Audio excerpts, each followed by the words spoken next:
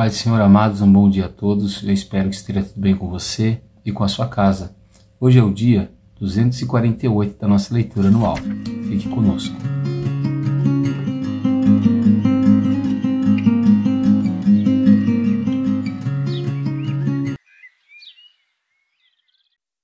Bom, amados, nós estamos no estudo do livro do profeta Ezequiel.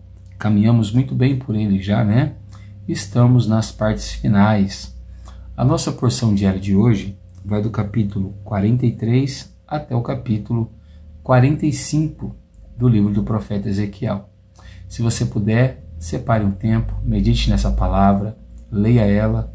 Eu creio que Deus vai abençoar poderosamente a sua vida através da meditação dessas palavras. Amém?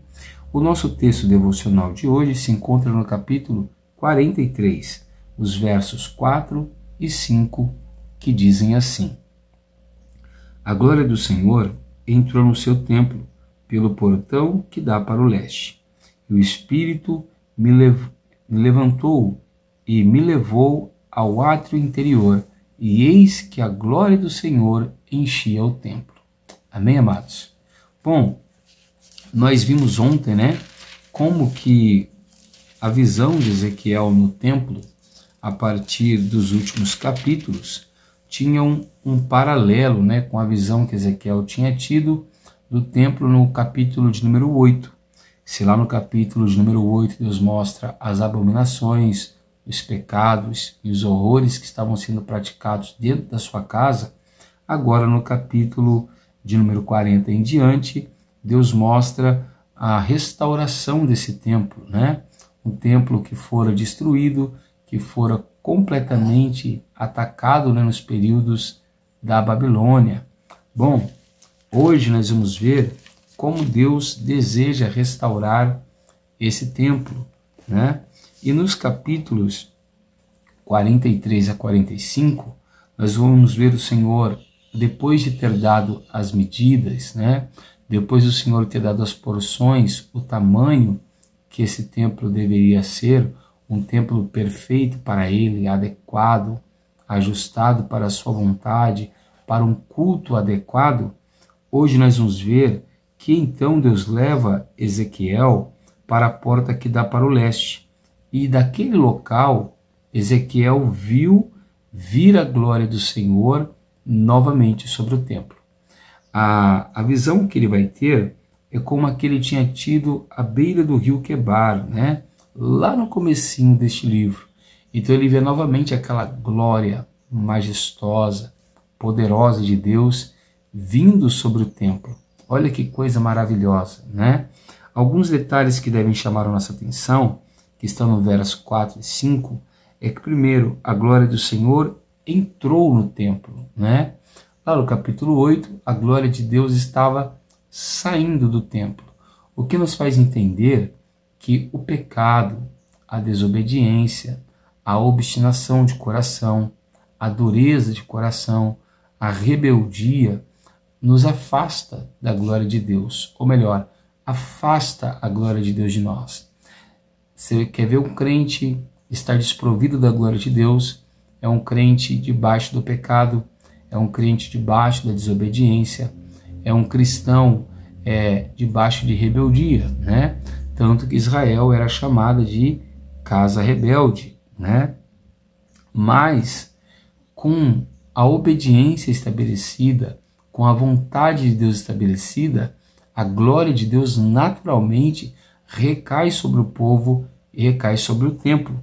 Então Deus mostra, a partir do capítulo 40 em diante, que a vontade de Deus vai voltar a ser cumprida em um determinado tempo da história. E quando essa vontade voltar a ser cumprida, nós vamos ver que este povo vai voltar a ter relacionamento com Deus.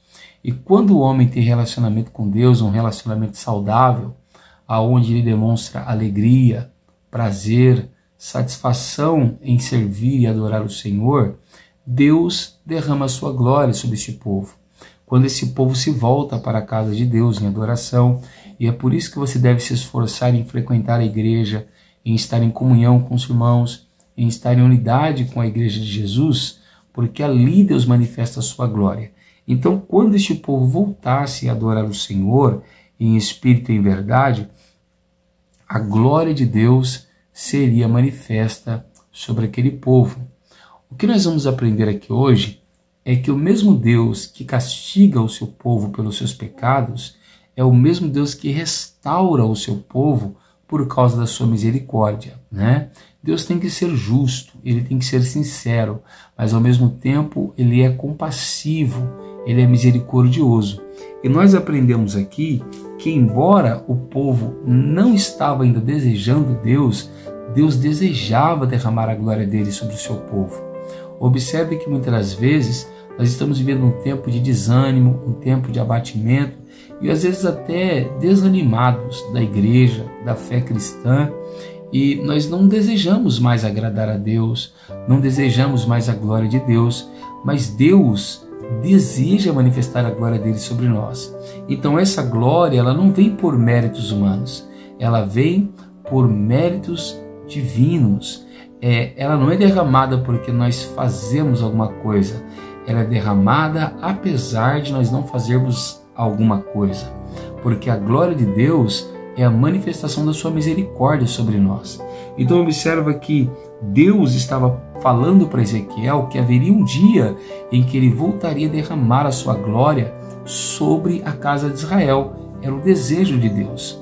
Quero te falar nessa manhã, é o desejo de Deus derramar a glória dele sobre a sua vida, sobre a sua casa, sobre a nossa igreja, sobre a nossa comunidade.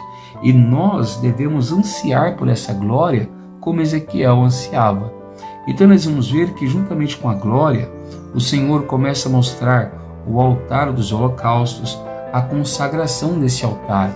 Porque se Deus derrama a sua glória, ele não pode derramar a sua glória em um local desorganizado e corrompido pelo pecado. Então Deus traz organização a essa visão do templo.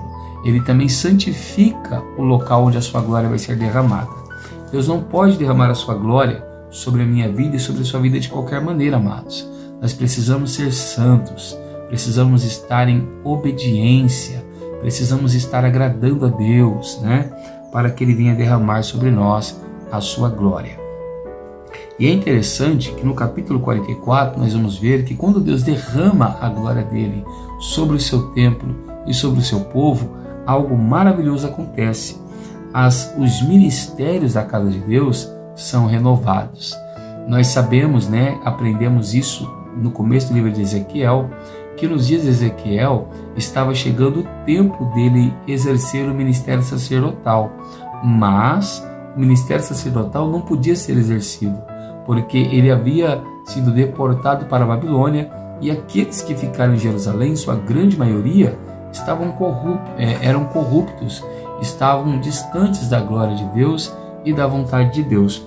Mas Deus está mostrando para Ezequiel que com o derramar da glória dele sobre a casa dele, haveria uma renovação sobre os ministérios, né? Então nós vamos ver aqui, a partir do capítulo 43, que a glória de Deus novamente é manifesta e os sacerdotes voltam a ter as suas funções, os seus deveres, as suas obrigações sacerdotais dentro do templo, né? O que mostra para nós que quando a igreja deseja, anseia, busca pela glória e pela presença de Deus, ela tem os seus ministérios renovados. Hoje nós temos muitas igrejas, mas nós temos poucos ministérios sendo aplicados. A maioria das pessoas tem buscado ministérios de louvor, de música, ou ministérios de palavra, né? Mas nós não temos ministério dos cuidados, dos zelos. As profecias não têm sido entregues com tanto cuidado. Às vezes as pessoas profetizam no meio do culto coisas que deveriam ser particulares, ou às vezes o profeta não leva a sério o seu ministério. Nós temos também pessoas que já não buscam mais o ministério da intercessão, tendo esse chamado, né, para esse ministério, e muitos outros, né? Então, no capítulo 45, nós vamos ter Deus mostrando para o povo que haveria uma terra que deveria ser separada para Deus, e aquele local iria ser santo, né? Isso mostra para nós que nós também devemos ter espaço para Deus em nossas vidas, assim como este povo deveria ter um local de santificação para Deus. Então Deus estabelece também, depois do derramamento da sua glória, duas festas importantes: as ofertas do ano novo, né, onde Deus daria um novo ano, um novo ciclo para o seu povo, e ali deveriam ter ofertas, né, para a purificação do santuário, né, e etc. E nós temos também novamente a ordenança para se celebrar a Páscoa. Todos nós sabemos que a Páscoa é celebrada para a celebração da libertação do Egito, e ela aponta para a celebração da libertação que Cristo nos deu do pecado lá na cruz do Calvário. Isso mostra para nós que a celebração da Páscoa, que representa a salvação através de Jesus, é extremamente importante para nós e extremamente urgente para os nossos dias. Mas pastor, nós não celebramos a Páscoa mais. Sim, celebramos. Todas as vezes que você come do pão e bebe do cálice na Santa Ceia, é a Páscoa do Senhor que você está celebrando, porque Ele, Jesus, é o nosso Cordeiro Pascal. Amém?